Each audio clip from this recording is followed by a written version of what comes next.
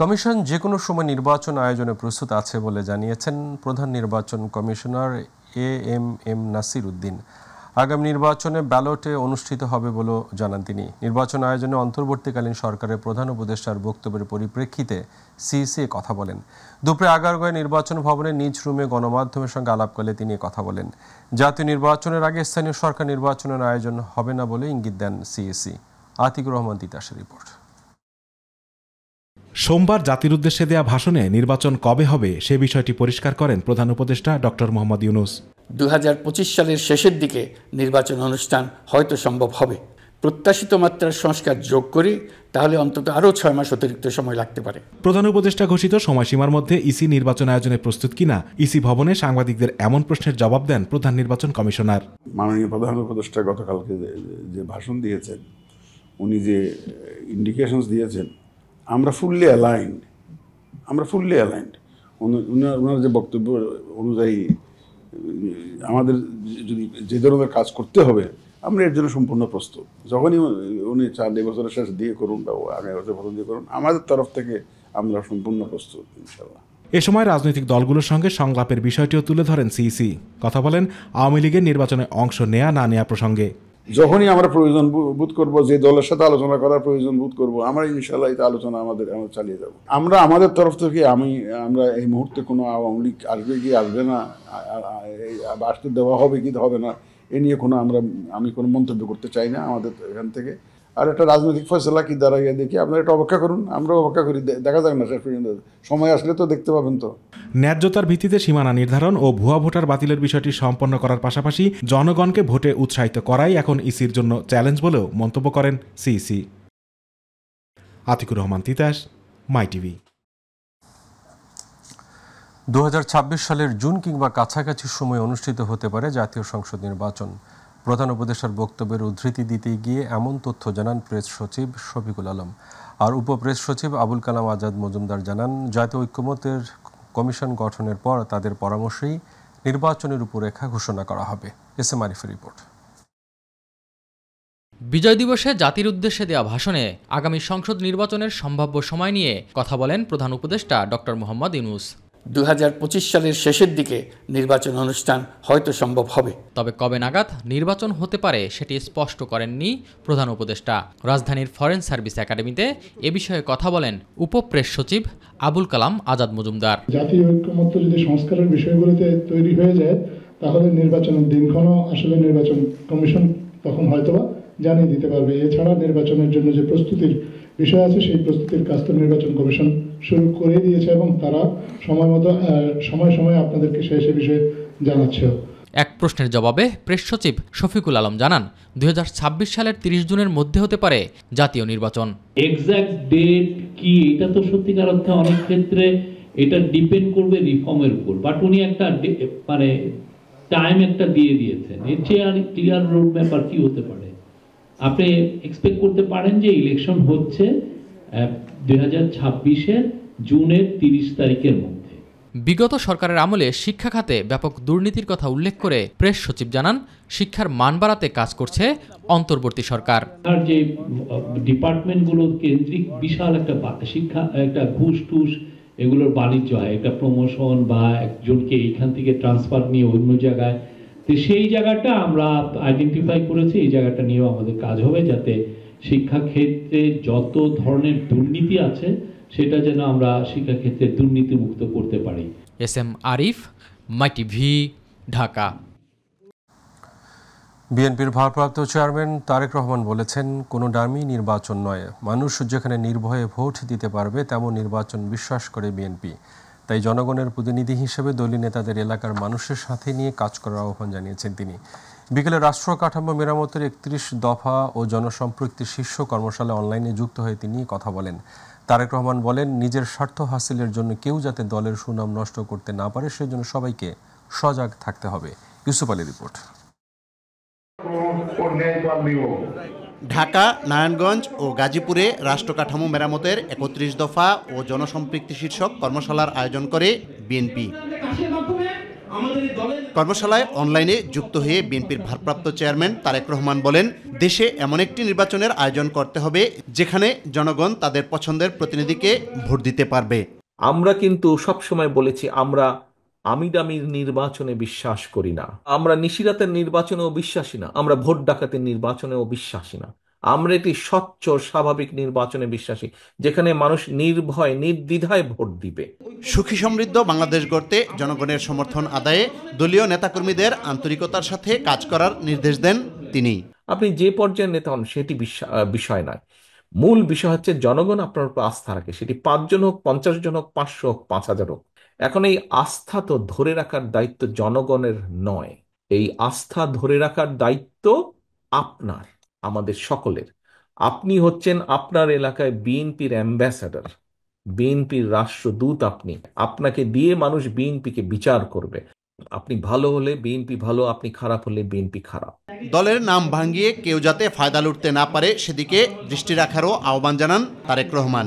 আমাদের ভেতরে যদি কেউ নিজের স্বার্থ হাসিলের জন্য জনগণের আস্থা বিশ্বাসকে নষ্ট করে, নিজের স্বার্থ সিদ্ধির জন্য, ব্যক্তিগত স্বার্থ সিদ্ধির জন্য, আমার অনুরোধ থাকবে আপনাদের সহকর্মী হিসেবে প্রত্যেকের প্রতি আমার নির্দেশনা থাকবে, শক্ত হাতে সেই লোকগুলোকে দমন করতে হবে আপনাদের। দল ও দেশের বিরুদ্ধে যারা ষড়যন্ত্র করবে তাদের দাঁত ভাঙা জবাব দেওয়ারও আহ্বান জানান বিএনপির ভারপ্রাপ্ত চেয়ারম্যান। বিএনপি এই মুহূর্তে ইনশাল্লাহ আল্লাহর রহমতে বাংলাদেশের অধিকাংশ মানুষের সমর্থন এনজয় করছে। কাজেই এটা অনেকের হিংসার কারণ হয়ে দাঁড়িয়েছে এবং অনেক ষড়যন্ত্র শুরু হয়েছে। জাতীয়তাবাদী দলের বিরুদ্ধে বিভিন্ন সময় ষড়যন্ত্র হয়েছে, দেশের ভিতরে এবং দেশের বাইরে, আন্তর্জাতিকভাবে। কাজেই ষড়যন্ত্র কিন্তু থেমে থাকে নাই এবং এই দলের বিরুদ্ধে ষড়যন্ত্র যখন হবে, ধরে নিতে হবে আপনাকে সেই ষড়যন্ত্র শুধু এই দলের বিরুদ্ধে না, সেই ষড়যন্ত্রের অংশের মধ্যে আছে আরেকটি ষড়যন্ত্র যেটি হচ্ছে এই বাংলাদেশের বিরুদ্ধে। কাজে আপনাদেরকে এই ব্যাপারে অ্যালার্ট থাকতে হবে। প্রিয় ইউসুফ আলী, মাই টিভি, ঢাকা। ষড়যন্ত্রের শেখ হাসিনা পালানোর পর কি ধরনের বাংলাদেশ পাওয়া যাবে তা মাথায় রেখে রাষ্ট্র সংস্কারের 31 দফা তৈরি করা হয়েছে বলে উল্লেখ করেছেন বিএনপির স্থায়ী কমিটির সদস্য আমির খসরু মাহমুদ চৌধুরী। আর জনমত তৈরি করতে রাষ্ট্র সংস্কারের 31 দফাকে ব্যাপকভাবে জনগণের মাঝে প্রচার করার আহ্বান জানিয়েছেন বিএনপির অপর স্থায়ী কমিটির সদস্য ডাক্তার AZM জাহিদ হোসেন। গণঅভ্যুত্থানে আহতদের আর্থিক সহায়তা প্রদান অনুষ্ঠানে তারা এসব কথা বলেন। ইউসুফ আলীর আরেকটি রিপোর্ট। জুলাই আগস্টে ছাত্র জনতার আন্দোলনে আহতদের আর্থিক সহায়তা দিতে বিএসএমইউতে আলোচনা সভার আয়োজন করে ডক্টরস অ্যাসোসিয়েশন অব বাংলাদেশ ডেব।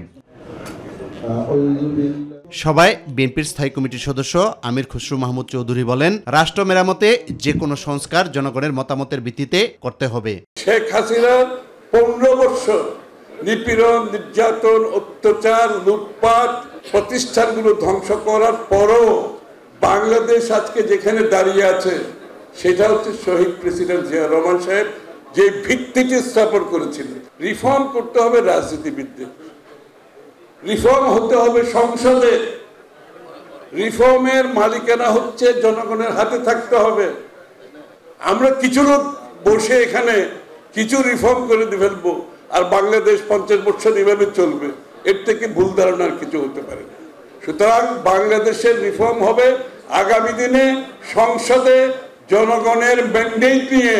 31 দফাকে সর্বস্তরের জনগণের দাবিতে পরিণত করতে গ্রাম থেকে গ্রামান্তরে পৌঁছাতে হবে বলে মনে করেন বিএনপির স্থায়ী কমিটির অপর সদস্য ডাক্তার AZM জাহিদ হোসেন। 31 দফা সংস্কারের যে কর্মসূচি সেটিকে আমরা জনগণের মাঝে আরো ব্যাপকভাবে প্রচার করার জন্য আমাদের সুযোগ রয়েছে, জনমত গঠন করার জন্য আমাদের দায়িত্ব রয়েছে, সুযোগও রয়েছে। সেটি আপনারা সবাই পালন করবেন, তাহলেই দেখা যাবে 31 দফা রাষ্ট্র মেরামতের বা সংস্কারের যে কর্মসূচি তার পক্ষে জনমত আরো ব্যাপক হবে। পরে গণঅভ্যুত্থানে আহত বিএসএমইউতে চিকিৎসাধীনদের মাঝে আর্থিক সহায়তা প্রদান করা হয়। ইউসুফ আলী, মাই টিভি, ঢাকা। বহুল আলোচিত তত্ত্বাবধায়ক সরকার ব্যবস্থা বাতিল সহ সংবিধানের ৫ম সংশোধনীতে আনা কয়েকটি বিষয় অবৈধ ঘোষণা করেছেন হাইকোর্ট। সকালে বিচারপতি ফারা মাহবুব ও বিচারপতি দেবাশিস রায় চৌধুরীর বেঞ্চ এ রায় ঘোষণা করেন। একই সঙ্গে সংবিধানের ৭ ক ও খ এবং ৪৪ এর ২ অনুচ্ছেদ সংবিধানের সঙ্গে সাংঘর্ষিক হওয়ায় তা বাতিল ঘোষণা করা হয়। রায় শেষে এসব কথা জানান অ্যাটর্নি জেনারেল মোহাম্মদ আসাদুজ্জামান। পঞ্চদশ সংশোধনীর মাধ্যমে সংবিধানের মূল কাঠামো ধ্বংস করা হয়েছিল বলে জানান রিটকারীর আইনজীবীরা। আরও জানাচ্ছেন রাকিব হাসান। 2011 সালে আওয়ামী লীগ নেতৃত্বাধীন সরকারের সময় সংবিধানের পঞ্চদশ সংশোধনীতে সন্নিবেশিত কয়েকটি বিধান অসাংবিধানিক বলে বাতিল করেছেন হাইকোর্ট, যার মধ্যে তত্ত্বাবধায়ক সরকার ব্যবস্থা বিলুপ করার বিধান অন্যতম। তবে বাকি বিধানগুলোর বিষয়ে সিদ্ধান্ত নেয়ার ভার আগামী সংসদের হাতে ছেড়ে দিয়েছেন আদালত। সংসদ আইন অনুসারে জনগণের মতামত নিয়ে বিধানগুলো সংশোধন, পরিমার্জন ও পরিবর্তন করতে পারবে। দুটি রিটে জারি করা রুল নিষ্পত্তি করে বিচারপতি ফারাহ মাহমুদ ও বিচারপতি দেবাশিস রায়চৌধুরীর হাইকোর্ট বেঞ্চ এ রায় দেন। কেয়ারটেকার গভর্নমেন্টের বাতিল যেটা, এই বাতিল করাটা অবৈধ হয়েছে। সংবিধানের একটা জায়গা ওনারা দিয়েছিলেন 44(2)তে সরকার ইচ্ছা করলে যে কোনো জায়গায় হাইকোর্ট বসায় দিতে পারবেন, এটা অবৈধ।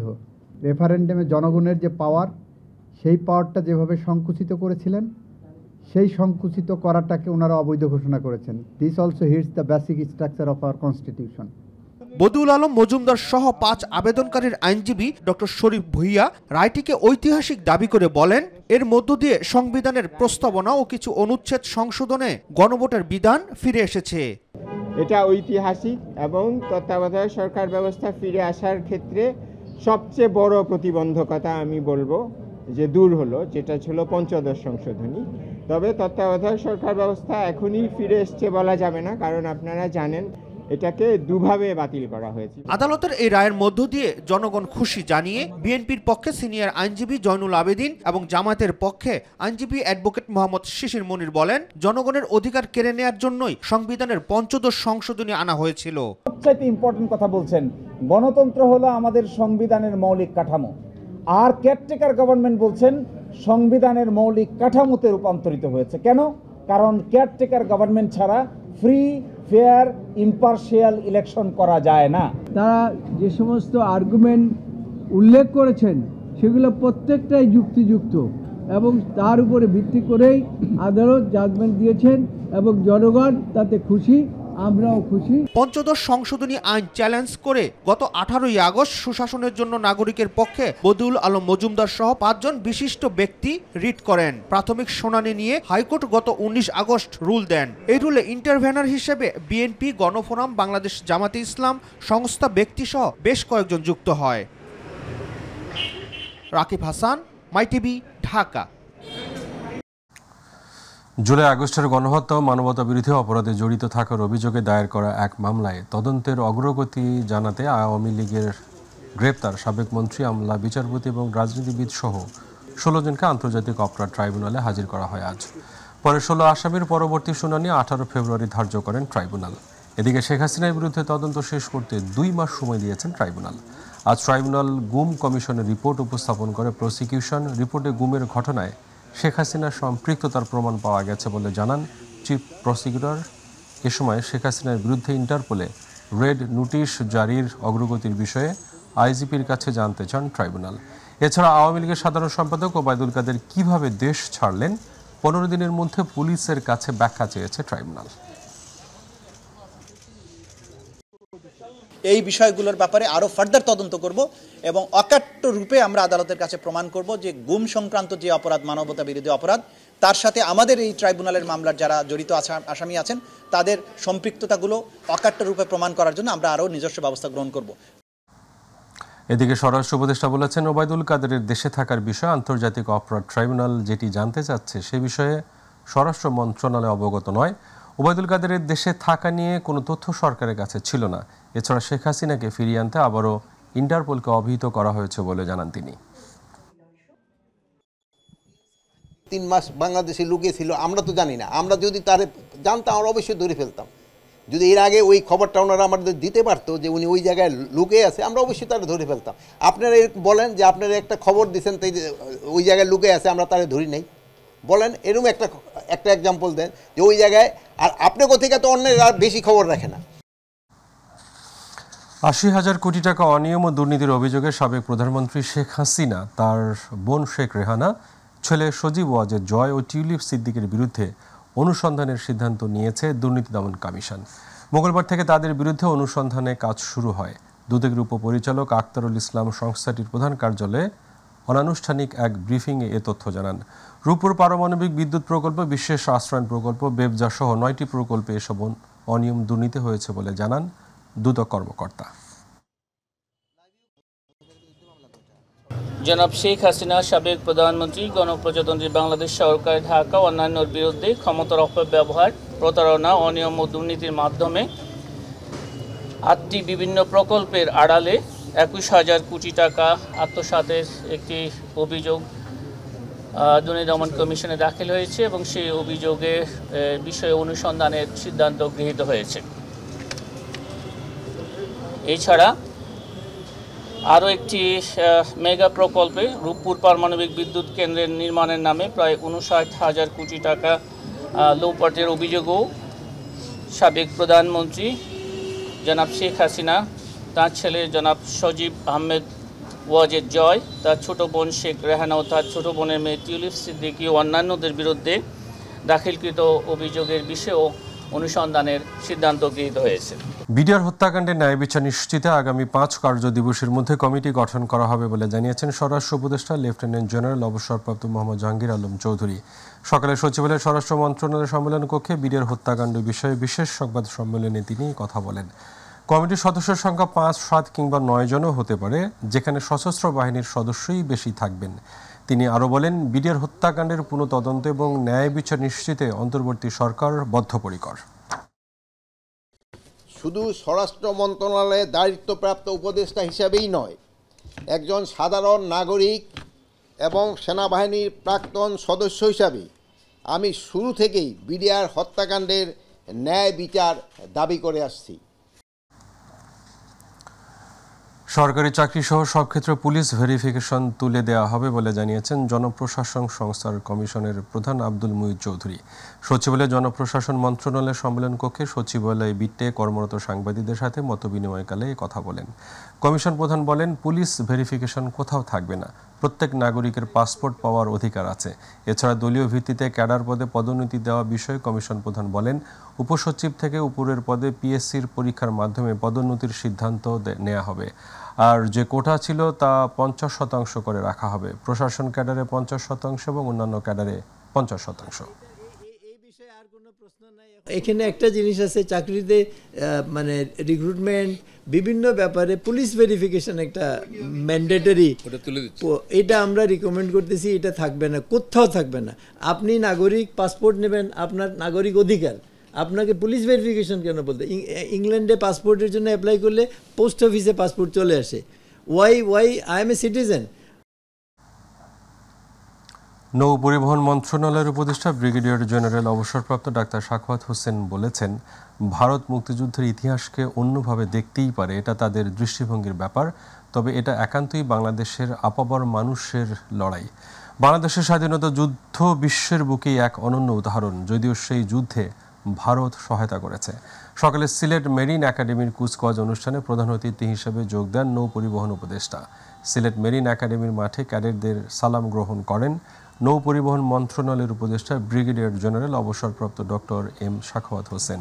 এ সময় সিলেট একাডেমিতে নটিক্যাল ও ইঞ্জিনিয়ারিং ক্যাডেটদের গ্র্যাজুয়েশন প্যারেড অনুষ্ঠিত হয়। এই 16 ডিসেম্বরের এবং এই 9 মাসের যুদ্ধ কিন্তু বাংলাদেশের যুদ্ধ।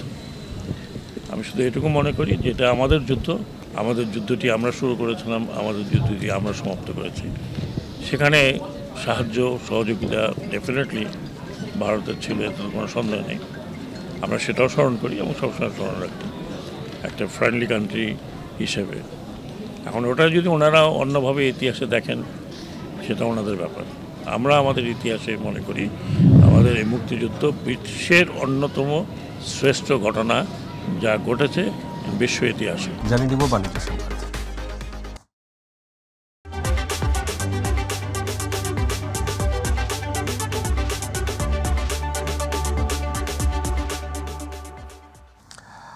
আকিজ মোটরসের ইলেকট্রিক ভেহিকল অ্যান্ড মোবিলিটি সম্মেলন হয়েছে। শনিবার রাজধানীর তেজগাঁয়ে অবস্থিত আকিজ সেন্টারে সম্মেলন হয়। অনুষ্ঠানে প্রধান অতিথি ছিলেন এফবিসিসিআই এর প্রশাসক হাফিজুর রহমান। বিশেষ অতিথি ছিলেন ঢাকা বিশ্ববিদ্যালয়ের মার্কেটিং বিভাগের চেয়ারম্যান অধ্যাপক ডক্টর ABM শহীদুল ইসলাম। উপস্থিত ছিলেন যোগাযোগ বিশেষজ্ঞ অধ্যাপক ডক্টর মোহাম্মদ শামসুল হক, আকিজ মোটরসের CEO শেখ আমিনুদ্দিন এবং BRT পরিচালক শীতাংশু শিকর বিশ্বাস।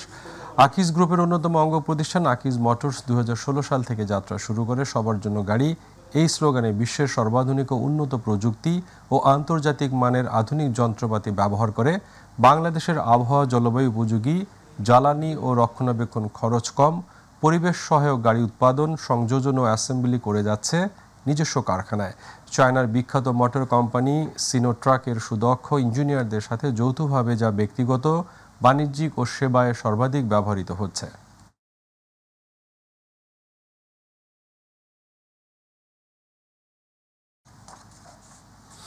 জানিয়ে দেব প্রবাসী সংবাদ। চীনের গুয়াংজু শহরে বৃহত্তর চীন শাখা বিএনপি নেতাকর্মীদের আয়োজনে মহান বিজয় দিবস উদযাপিত হয়েছে। সোমবার স্থানীয় এক হোটেলে দিনব্যাপী বিজয় দিবসের আয়োজন করা হয়। চীন শাখা বিএনপি নেতা মাসুদ আহমেদের সভাপতিত্বে বিজয় দিবসের মাহাত্ম্য এবং আগামী দিনে দেশের উন্নয়নে করণীয় বিষয়ক আলোচনা সভা হয়। বক্তব্য রাখেন বৃহত্তর চীন শাখা বিএনপি নেতা হুসাইন মোহাম্মদ শাখাওয়াত, মাহবুব রশিদ, শাখাওয়াত হোসেন কানন, রুহুল আমিন ওয়ালিউল্লাহ, রাজশাহী বিশ্ববিদ্যালয়ের জিয়া রহমান হল শাখা ছাত্রদলের সাবেক সাধারণ সম্পাদক ও প্রবাসী সাংবাদিক SM আল আমিন, বিএনপি নেতা হাশেম, নাদিম খোরশেদ আলম অপু, রাকিবুল ইসলাম প্রমুখ। শতাধিক চীন প্রবাসী বিএনপি নেতাকর্মী সমর্থকদের উপস্থিতিতে দিনব্যাপী আয়োজনে ব্যাডমিন্টন বিলিয়ার্ড টুর্নামেন্ট অনুষ্ঠিত হয়। এছাড়াও রাফেল ড্র, সন্ধ্যায় সাংস্কৃতিক অনুষ্ঠান ও সবশেষে জমকালো বিজয় দিবস ডিনার পার্টির মাধ্যমে অনুষ্ঠানের সমাপ্তি হয়। ফ্রান্সের রাজধানী প্যারিসে মহান বিজয় দিবস 2024 উদযাপন করেছে বাংলাদেশ দূতাবাস। ফ্রান্স থেকে বাদল পাল জানান, দিনের শুরুতে জাতীয় পতাকা উত্তোলনের পর অনুষ্ঠানের শুরুতে প্রথমে পবিত্র কোরআন থেকে পাঠ করা হয়। এরপর মহান বিজয় দিবস উপলক্ষে জাতীয় সঙ্গীত পরিবেশন করা হয়। অনুষ্ঠানে রাষ্ট্রপতি, প্রধান উপদেষ্টা ও পররাষ্ট্র উপদেষ্টার বাণী পাঠ করা হয় এবং মহান মুক্তিযুদ্ধ, জুলাই আগস্ট অভ্যুত্থানের উপর তথ্য সম্প্রচার মন্ত্রণালয় কর্তৃক নির্মিত প্রামাণ্যচিত্র আধার পেরিয়ে প্রদর্শন করা হয়। পরে রাষ্ট্রদূত খন্দকার MA তালহা বক্তব্য রাখেন। উপস্থিত অতিথিরা নতুন বাংলাদেশ নিয়ে তাদের চাওয়া কি এই বিষয়ে তাদের মতামত ব্যক্ত করেন। তারা শোষণমুক্ত, দুর্নীতিমুক্ত, গণতান্ত্রিক নতুন বাংলাদেশ দেখতে চান এই আশাবাদ ব্যক্ত করেন। পরে বিজয় দিবস উপলক্ষে আয়োজিত মধ্যাহ্ন ভোজে সকল অতিথি অংশগ্রহণ করেন। সৌদি আরবের রিয়াদে মহান বিজয় দিবস উদযাপিত হয়েছে। সৌদি আরব প্রতিনিধি আব্দুল হালিম নিহন জাহানান মহান বিজয় দিবস উপলক্ষে আলোচনা সভায় বিজয়ের চেতনায় উদ্বুদ্ধ হয়ে সকল প্রবাসীদের ঐক্যবদ্ধ হয়ে দেশ বিনির্মাণ ও দেশের অর্থনীতিকে আরও শক্তিশালী করতে সক্রিয় ভূমিকা রাখতে আহ্বান জানিয়েছেন বাংলাদেশ দূতাবাসের charge de affaires SM Rakibullah. সকালে দূতাবাস প্রাঙ্গণে জাতীয় পতাকা উত্তোলন করেন charge de affaires SM Rakibullah. এ সময় দূতাবাসের কর্মকর্তাগণ ও রিয়াদস্থ প্রবাসী বাংলাদেশিরা উপস্থিত ছিলেন। এরপর দূতাবাসে স্থাপিত অস্থায়ী স্মৃতিসৌধে ফুল দিয়ে শহীদদের প্রতি শ্রদ্ধা নিবেদন করা হয়। বাংলাদেশ কমিউনিটির বিভিন্ন সংগঠনও ফুল দিয়ে অস্থায়ী স্মৃতিসৌধে শ্রদ্ধা নিবেদন করেন।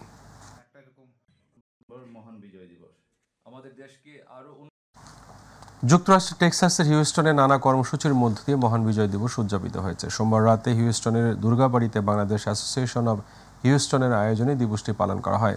এ উপলক্ষে শহীদদের স্মরণে 1 মিনিট নীরবতা পালন, কবিতা আবৃত্তি ও নৃত্য পরিবেশনা সহ আলোচনা সভার আয়োজন করা হয়।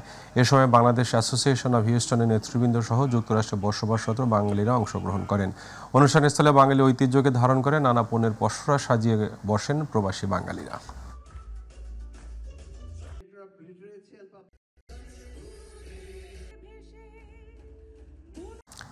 জমজমাট আয়োজনে সৌদি আরবের রাজধানী রিয়াদে বাঙালির ঐতিহ্য পিঠার স্বাদ নিতে দেশের সীমানা পেরিয়ে প্রবাসের মাটিতে পিঠা উৎসব অনুষ্ঠিত হয়েছে। মরুর বুকে বাংলার ঐতিহ্য ঘিরে এমন আয়োজনে দেখা গেছে প্রবাসীদের বাড়তি আনন্দ। সাদেক আহমেদকে সাথে নিয়ে বিস্তারিত জানাচ্ছেন প্রতিনিধি আব্দুল হালিম নিহন। শীত আসলেই পিঠা পায়ে সাধারণত শীতকালের অত্যন্ত মুখরোচক খাবার হিসাবে বাঙালি সমাজে পরিচিত। আর এই পরিচিতিকে প্রবাসের মাটিতে আরও ভালো করে তুলে ধরতে রিয়াদে 17টি পরিবারের অংশগ্রহণে দেশীয় ঐতিহ্য ও সংস্কৃতির এক অপূর্ব সমারোহ ঘটে। প্রতিটি পরিবার তাদের পছন্দের দেশীয় পিঠা নিয়ে অংশ নেন এই আয়োজনে। পাশাপাশি এই আয়োজনকে ঘিরে আমন্ত্রণ করা হয় অন্যান্যদেরও। আলহামদুলিল্লাহ এখানে আমাদের এখানে 26 প্রকারের পিঠা চলে আসছে। এটা আসলে অনেক সুন্দর একটা আয়োজন ছিল। প্রবাসে থেকেও দেশের স্বাদ দেশের পিঠা আসলে আমরা বাস্তবতা যেটা দেশের এত সুন্দর একটা পিঠার আয়োজন আমরা আসলে কখনো দেখিনি সৌদি আরবে। আলহামদুলিল্লাহ আমার কাছে অত্যন্ত ভালো লাগছে, যারা আসছে সবার কাছে ইনশাআল্লাহ খুব সুন্দর লাগতেছে, ভালো লাগতেছে, সত্যি মনোমুগ্ধকর। আমি আজকে এখানে উপস্থিত হতে পেরে বাংলাদেশের যে একটা কালচার আমি এখানে অনুভব করতে পারতেছি। এদিকে পিঠা উৎসবে প্রধান অতিথি ছিলেন শেখ আব্দুল আলিম মেহেদি এবং সভাপতি মুফতি জহিরুল ইসলাম। শাহাদাত আল মাহাদির উপস্থাপনায় নাশিদ পরিবেশন করেন মাসুদ বিন মাহবুব ও শাহাদাত ফয়েজি। উৎসাহিত হলো, আনন্দিত হলো, তারা আমাদের সঙ্গে আনন্দ ভাগ করতে পারলো, আমরাও তাদের সঙ্গে আনন্দ ভাগ করতে পারলাম। আল্লাহ পাক আমাদেরকে এই বিষয়ে তৌফিক দিয়েছেন, আগামীতে আরো বড় পরিসরে করার তৌফিক দান করুন। অন্যদিকে পিঠা উৎসবে ছিল আগত অতিথিদের জন্য বিশেষ কিছু আকর্ষণ, যার মধ্যে ইসলামী সাংস্কৃতিক অনুষ্ঠান, কুইজ প্রতিযোগিতা এবং শিশুদের ক্রীড়া প্রতিযোগিতা ছিল অন্যতম। প্রতিযোগিতায় বিজয়ীদের জন্য ছিল নানা রকম পুরস্কারেরও ব্যবস্থা। মরুর বুকে এমন চমৎকার আয়োজনে উপস্থিত হতে পেরে আনন্দিত প্রবাসীরা। আব্দুল হালিম নিহন, মাই টিভি, সৌদি আরব।